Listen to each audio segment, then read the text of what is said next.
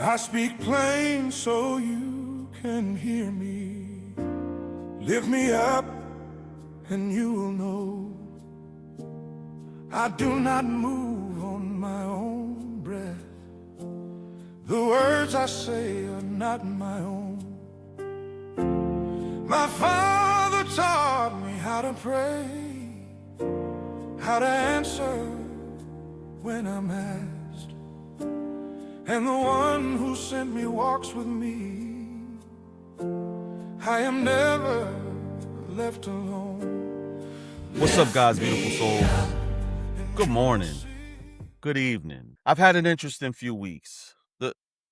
The kind where you're constantly asking yourself, what's next? And why am I even doing what I'm doing right now? You pray and you seek God for direction, but it feels like heaven is quiet.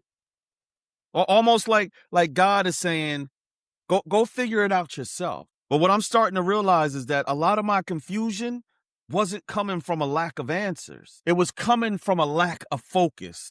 I was allowing distractions, worries, and things that don't truly matter to pull my attention away from what God has placed in front of me. Maybe you're in a similar place. If so, I want to encourage you to keep your eye on the prize.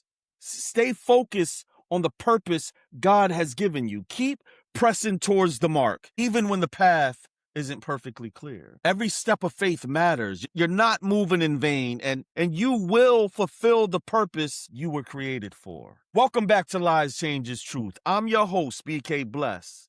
Listen, if this episode touches your spirit and blesses your soul, please like, share, and subscribe, and follow me on my socials. The more people we get these messages out to, the more people we can heal. We're going to start with the lie, plain and simple. The lie is, I'm broke because of the economy. That's it. That's the lie that we're talking about today. But I got a real question, and this question isn't theoretical or rhetorical. I actually want you to answer this right now. Are you broke, or are your priorities broke? I felt some of you pause right there.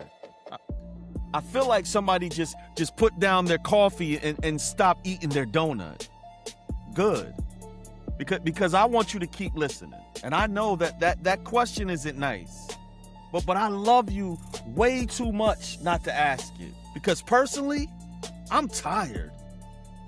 I'm tired of hearing grown people talk about how they can't get ahead while they got on a pair of $400 shoes. I'm tired of hearing the economy's killing me from somebody whose car note costs more than their rent. I'm tired of the excuses that don't explain why you could afford that jacket but not groceries. Now hold on. Before you get mad at me, the economy is real. Prices are wild right now. Rent is really too much. I know that. I'm not going to pretend everybody's struggle is just bad decisions. Some of y'all got real obstacles, and we'll get to that. I'm not skipping it. But for a whole lot of people listening right now, and you know if this is you, it's not the economy. It's how you spend your money. The Bible says it real simple in Proverbs 21:20. The wise have wealth and luxury, but fools spend whatever they get. When I was young, they used to say, boy, you got holes in your pocket. Now, that's not about how much money you make. That's about what you do with it. A wise and a foolish person can make the same paycheck. One of them will end up okay. The other won't. And the only difference is what they did with the money, not how much they had. Let's get specific. And I'm sure I'm not the only one that's seen this play out before. Mom's is working 2 jobs, loves her son with everything in her, buys him the newest, freshest pair of sneakers for $250 or about $300 because all his friends got them, because she don't want to make him feel less than. Now that same month, rent's due, and she ain't got it. I'm not saying she's a bad mom, and I'm not coming for her heart. Her heart is in the right place. She loves her son, but her priorities are in the wrong place. Because somehow Love got mixed up with buying things. And that's a trap a lot of us fall into. Now I want you to flip it. Grown man, late 20s, mid 30s, living in his mom's house. Don't pay not one utility bill, not the light, the water bill, or even the Wi-Fi he's using to post pictures of his car. The nicest whip on the block. Payments through the roof. And rims cost more than what's under the hood. Don't act like you don't know him. Everybody's got that cousin. But strip the joke away for a second and ask the real question.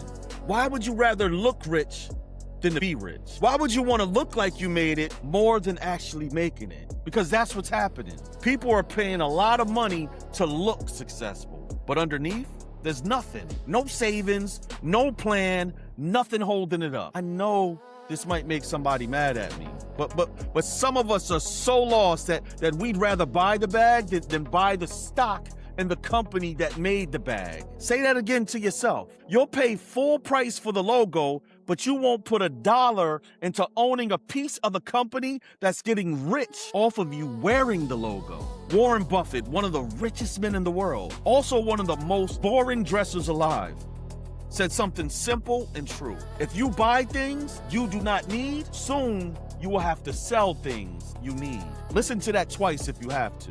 The stuff you don't need now, it costs you the stuff you do need later. That's not just a saying, that's just how it works. 1 Timothy 6:9 through 10 says it even stronger. Those who desire to be rich fall into temptation and a snare, and into many foolish and harmful lusts, which drown men in destruction and perdition. For the love of money is a root of all kinds of evil. It doesn't say money is evil. It says the love of it, the chasing it so you can look like you got it will drown you. People aren't drowning because they don't have money. Some of them are drowning because they're chasing a feeling that money was never built to give them. Now I want to be fair, because this show is not about dragging people and making you feel bad. It's about healing and helping you get better. Real talk. This economy is hard. Genuinely. Prices are up. Wages aren't. Rent is outrageous. And groceries cost what a car payment used to cost. And some of y'all never had anybody teach you how to handle money, because nobody taught your parents either. That's generational. That's real. That deserves grace, not anyone's shame. And if that's you, I see you. And God sees you. But here's what I need everybody to hear. Even when the economy is good, the same people stay broke. Give some people a raise and watch what happens. New job, new salary, new car within a month. Bonus check hits the account and is gone in 2 weeks on stuff that doesn't last. That ain't the economy's fault. That's a habit. And a habit doesn't fix itself just because the job market gets better. Luke 16:10 says it plain. If you are faithful in little things, you will be faithful in large ones. But if you are dishonest in little things, you won't be honest with greater responsibilities. If you can't manage the $100 right, you won't magically manage the $10,000 right. The discipline starts now at whatever level you're at, or it never starts. And I believe all this is spiritual. And I'm going to show you how. Because a lot of people are only living for today. Today's fit, today's fun, and today's feeling. And they got nothing. Not a plan, not $1, not even a thought set aside for tomorrow. And I get it. You're just doing what James 4:14 says. You do not know what will happen tomorrow. That's true. Tomorrow's not promised. But that verse doesn't say, so spend everything tonight. He follows it with wisdom. Make plans. Hold them loosely, but make them. Proverbs 13:22 says something that should stick with you. A good man leaves an inheritance to his children's children. Children's children. That's 3 generations of thinking in a culture that can't think past Friday night. It's thinking past yourself, your own kids, about people you might not even meet. See, we've been trained by the apps, the algorithm, and by comparison to only think about right now, how I look, what I got, and what they think of me right now. But that kind of thinking only goes so far, and faith has never operated like that. Faith plants trees it might never sit under. Faith saves towards a future it hasn't even seen the shape of yet. If your only horizon is today, you will spend like there's no tomorrow. And tomorrow's going to show up, whether you're ready or not. Now, I'm not going to leave you feeling bad with no way forward. Let's talk about what doing it right actually looks like. Real stewardship is not complicated. It's just boring. And we live in a culture allergic to boring. It looks like asking yourself before you buy something, am I building something here or just showing off? It looks like seeing somebody's vacation pictures online and feeling a little jealous, but letting those feelings pass instead of letting it run your credit card. It looks like telling your kid, we're not getting those shoes this month, but I love you just the same. It looks like driving the car that runs good instead of the car that turns heads. Matthew 25:21, the parable of the talents, the master talking to the servant who was faithful with the little he had. Well done, good and faithful servant. You were faithful over a few things. I will make you ruler over many things. He didn't say you were rich. He didn't say you look good. He said faithful, because God's not impressed by how much you have. He's watching to see if you can be trusted with what you've already been given.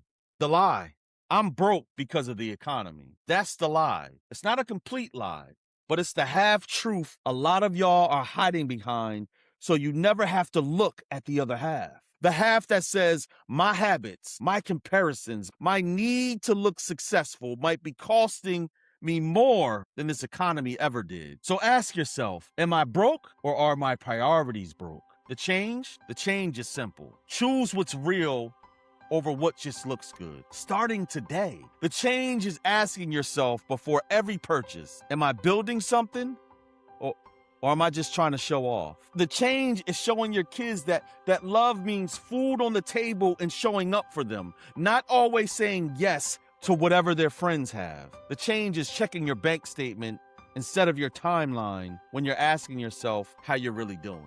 The change is small. It's boring. It's the same right choice made over and over until it's not something you're forcing anymore. It's just who you are. The truth? Here it is, as simple as I can say it.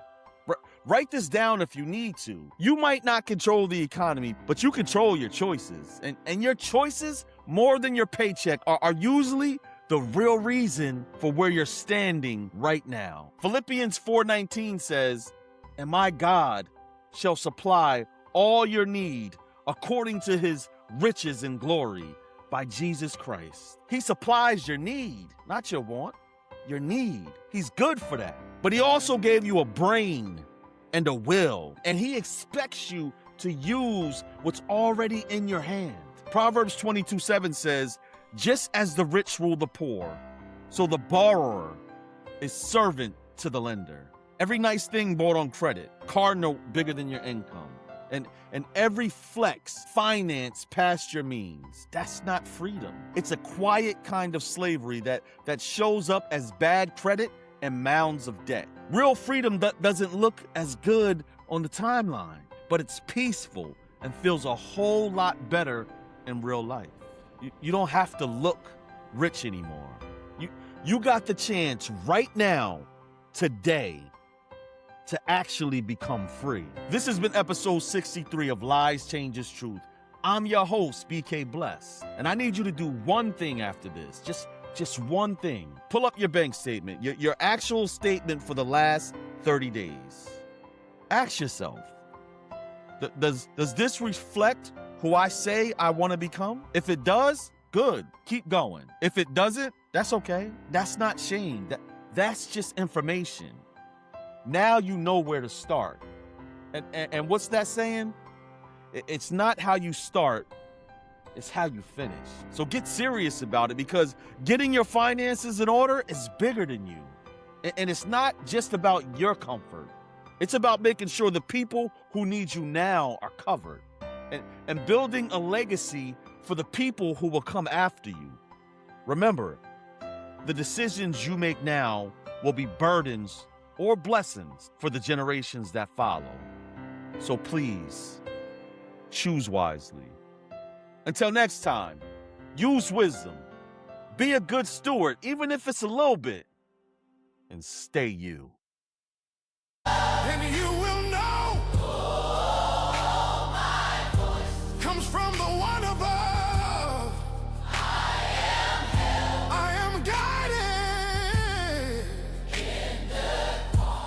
in the quiet of his love. When you lift the Son of Man, you'll feel the source behind the voice. You'll know I do nothing by myself. I only follow the Father's choice. Lift me up, and you will see. I am He. I am what I say. All I speak is from my Father. All I do is walk in His state. All I do is walk in His state. Lift me up, and you will know. Not by my will, but by His hand. I do the things that please Him. With the Father I will stand.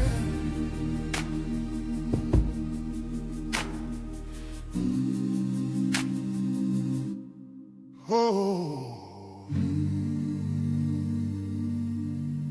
oh,